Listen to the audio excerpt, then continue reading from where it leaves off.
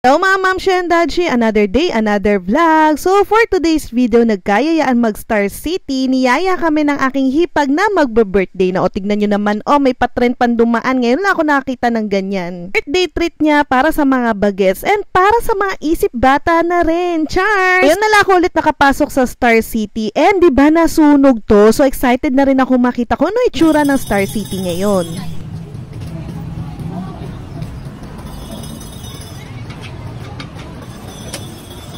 Super duper excited na yung mga bata, lalo na yung maliit. Buti na nga lang hindi ganun karami yung tao ngayon sa counter. Meron din silang promo sa birthday or birth month mo. Buy 4 ticket and libre ka na. Tapos ayan yung mga ticket price. Dahil mga estudyante yung kasama ko, magdala ka lang ng ID, less 200, so magiging 499 na lang. Kaya kung a-avail nyo yung mga promo nila, wag nyo kalilimutan dalhin yung mga ID nyo na proof na katunayan na student kayo or birthday nyo. Kahit last year ID nyo pa yan kasi yung iba magpapasukan pa lang, carry lang yan basta may katunayan na nag-aaral kayo. Also payment guys, pwedeng cash, GCash, or mga credit card nyo. Ayan, let's vault in! Char! Eto yung mga souvenir area nila. Doon pa rin ha, kasi ilang beses na ako nakakabalik-balik dito. Field trip or pasyal lang at ganun na ganun pa rin yung itsura niya kung paano yung ayos sa loob. Mas maganda na nga lang at mas maaliwalas pa siyang tignan. Pero same pa rin yung mga paninda dito. Pasalubong chicha, mga damit, chinelas, stuffed toys, mga accessories, at kung ano-ano pa. Napansin ko yung mga presyo nila, hindi naman ganun kamahalan. O ayan, may mga laruan para sa mga kids, kaya nagniningning ang mga mata ng mga bata, katulad ng mga anak ko. Sobrang lakas ng aircon. Siguro dahil nasunog nga siya at bagong renovate, bago din yung mga aircon machine nila, kaya sobrang lamig dito. Sabi nga ni Daddy Ariel, hindi ako nakapagpadala na jacket, giniginaw daw siya. Hindi kayo mahilig sa rides gaya ni Mami Yuki, dito mag-enjoy kayo sa mga samot-samot paninda nila na parang changgi-changgi type na din, diba? Tingnan nyo naman, ang daming mga mura bells. Pagpasok namin eto, kinakawayan kami ni Miss Ganda yung Scots. Meron silang pa-free ng mga vitamins para sa kids. Since dalawa kami ni Daddy Ariel, ayan, dalawa yung na-claim namin pa sa mga anak namin. Halos 600 na din yan ha. Galak na galak yung mga bata sa nakuha nila. May mga choices ng food, carousel. Kain muna tayo. Maayos ngayon ang food court nila, oh. May Henley, chicken roll, ragu, tender juicy hotdog, steakhouse, may pizza, inasalad, kung ano-ano pa guys. So bahala na kayong mamili. Upo muna kami dito.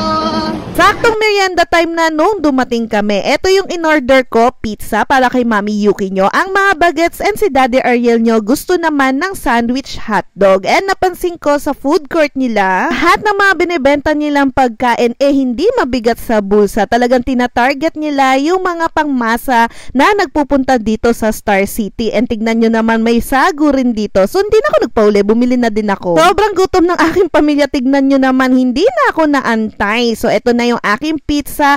Nasa 99 pesos lang yan ha. Pero bago yon, gusto ko muna magsago watermelon yung aking napili. Parang mahal lang siya ng 10 pesos or 5 pag sa mga mall natin na bibili. Pero carry lang, hindi naman siya ganun kamahal. Ito na yung pizza natin. Para siyang pizza kalye or kanto style na sobrang na-miss ko. Sabi nga ni Daddy Ariel nyo, ala, kumakain ka pala niya. Sabi ko, oo naman no. Sa palengke, yan yung aking mini merienda. And sobrang miss na miss ko na siya. 75 sa palengke. Dito, 99 pesos naman. Tapos tignan nyo, kung hindi kayo mahilig sa rides, ayan, lalo na sa mga oldies, pagod na maglakad, meron silang pa-mini show na ramdam mo nang magpapasko na. Ang gabi ng lagim, nandyan pa pala yan, pero hindi ako pumapasok sa ganyan. Sobrang natatakot ako. Ito yung ibang rides naman.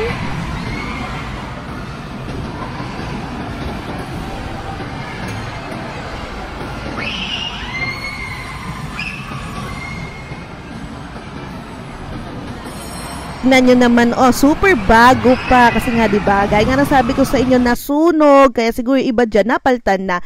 Yung, ano ba tawag dyan? Ferris wheel ba yan? O, yan, close siya kasi umuulan. So, pumasok kami dito sa Time Ward. Bago pa ako nag-ayang pumasok dito, nagtanong pa ako kay Kuya Ate kung nakakatakot ba dito. Sabi nila, oo, nakakatakot. Sabi ko, naku, ayoko dyan. Hindi kasi talaga ako pumapasok sa mga horror na yan. Baka atakin ako sa puso. So, ganito yung itsura niya sa loob. Parang makaluma yung mga naka-frame dyan, yung mga sinauna, ganon. Science word, oh, do not touch daw.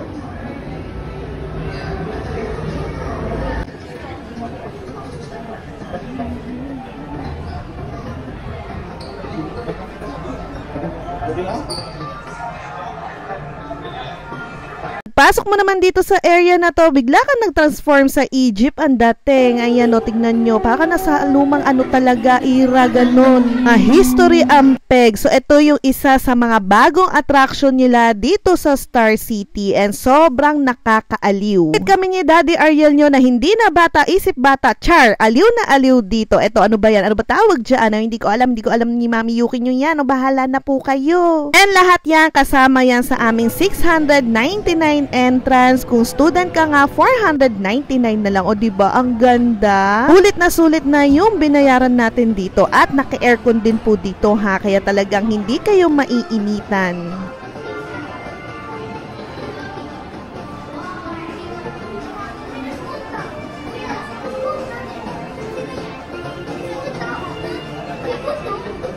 Yamashita.